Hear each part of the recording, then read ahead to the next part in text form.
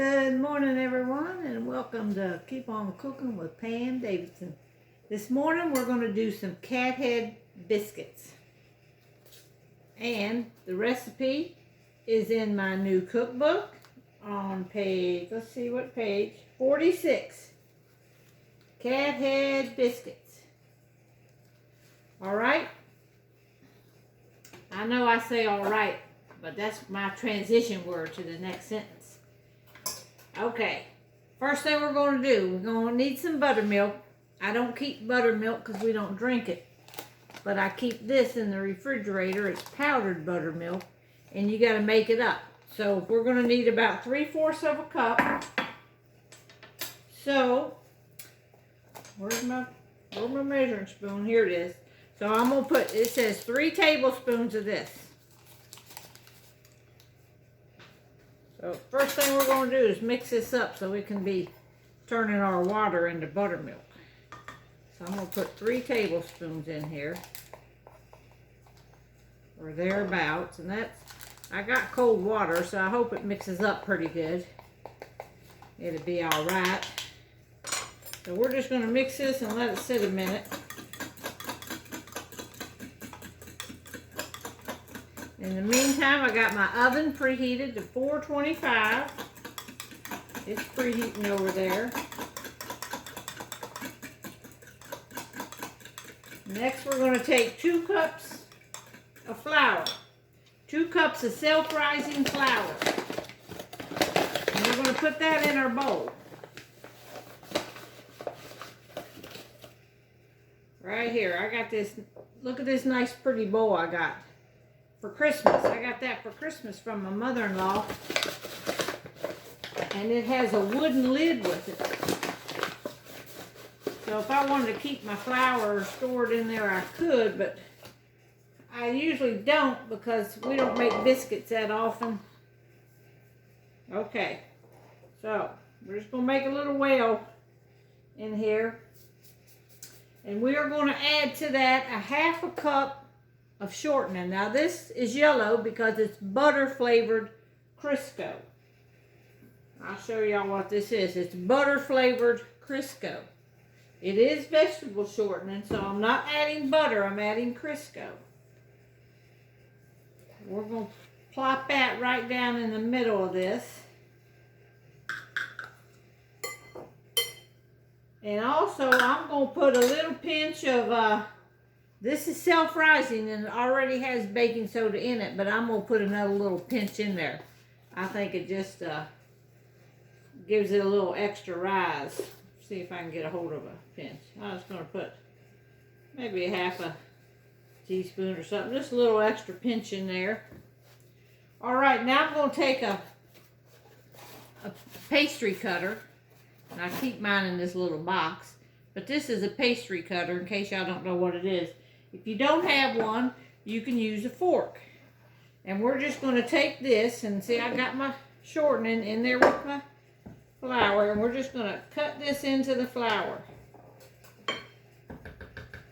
So you just go around your flour and keep cutting on this shortening. And that cuts that shortening up into the flour. Whoop, and you splash it all over you sometimes. That's what we're going to do right now. Just keep going around through there, cutting that in. Getting on me here.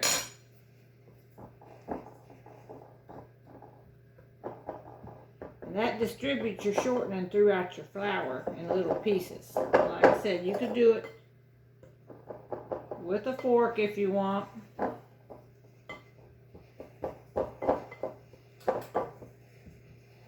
Alright, let me finish this and I'll come right back.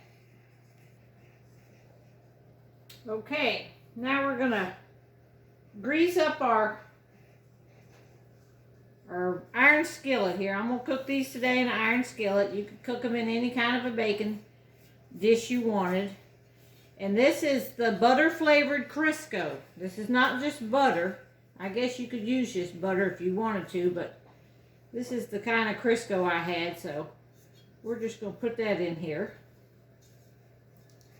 Go ahead and go ahead and Crisco your pan up. Get it ready. And then I'm going to take it and I'm going to make a little well. Just a little hole in the center here. I got my flour in there and I chopped up all that little shortening. Just little pieces all up in there. Just pour this in the middle there. Now this was our buttermilk that we made.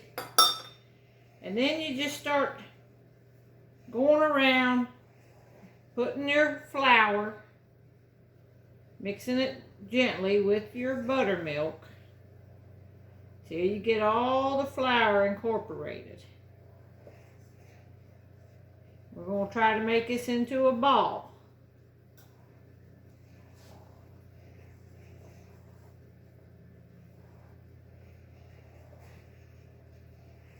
And if it's too dry, you could add a little bit more buttermilk, and if it's too wet, we'll put a little bit more flour in there.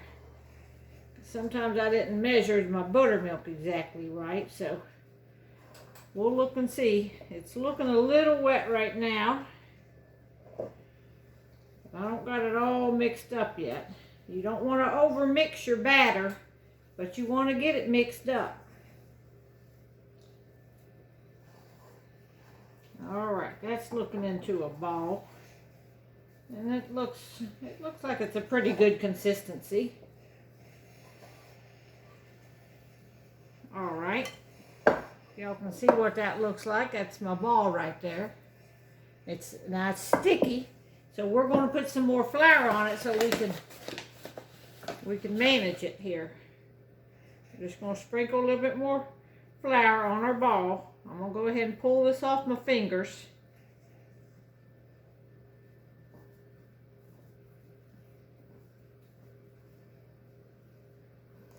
Put all this into my ball.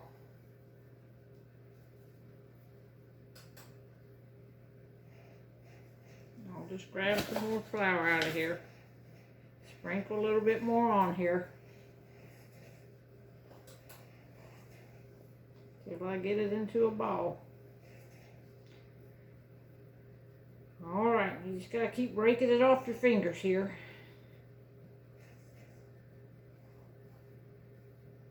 Alright, just about got it into a good ball here.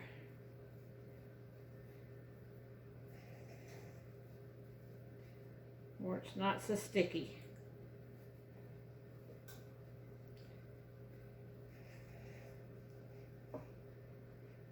Alright, here we go. Now, we got us a block of dough, looks like that. It can be a ball or a log or whatever. I'm going to bring my pan over here. Let me move this bowl out of the way. Alright. And then, we're just going to pinch some up. I'm going to leave this sit in this bowl for a minute. And I'm just going to pinch some off. We're probably going to make maybe about 8 biscuits, or ever how many fits. But we're just going to pinch a big old block of this off like this. And then I'm just going to take and pat this down a little bit like this. And put it in my pan. And it's going to be a pretty good sized biscuit now. Because these are called cathead biscuits. Cathead biscuits are just large biscuits. So we're just going to, ever how many it'll make here. Maybe, I'm not sure yet. These are going to be some big whopping biscuits. That'll be okay.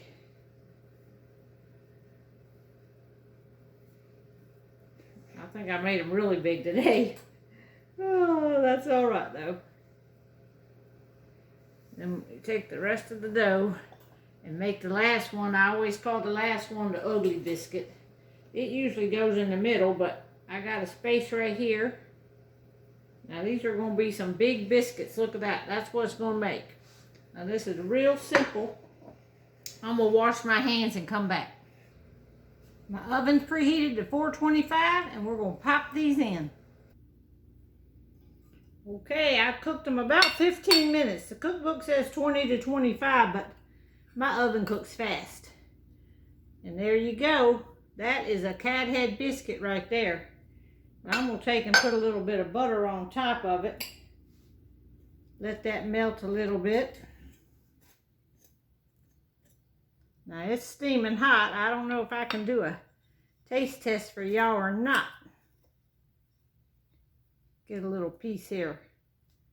See what this is going to taste like. Put a little butter on it.